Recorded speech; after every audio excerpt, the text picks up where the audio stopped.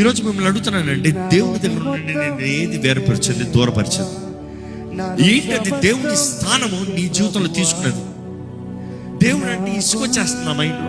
ఎప్పుడు దేవుడేనా? ఎప్పుడు దేవుడు నెంబర్ వన్నా? జాగ్రత్త, జ్ఞాపకం చేసుకోండి. నువ్వేమై ఉన్నావో ఆయన కృపను బట్టి.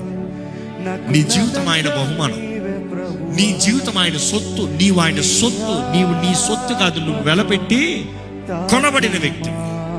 నీ దేహము సజీవ యాగముగా, బలిపీఠం పైన సజీవ యాగంగా మనల్ని మనం సమర్పించుకోవాలంట.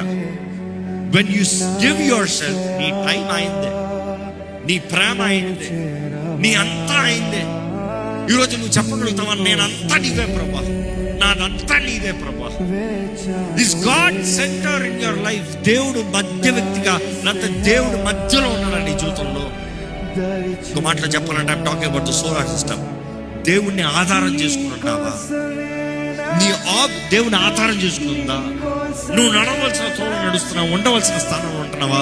బ్రతకాల్సిన రీతికి బ్రతుకుతున్నావా? లేకపోతే చంచల బ్రతుకు, స్థిరత్వం లేని బ్రతుకు, తప్పిపోయిన బ్రతుకులు బ్రతుకుతున్నావా?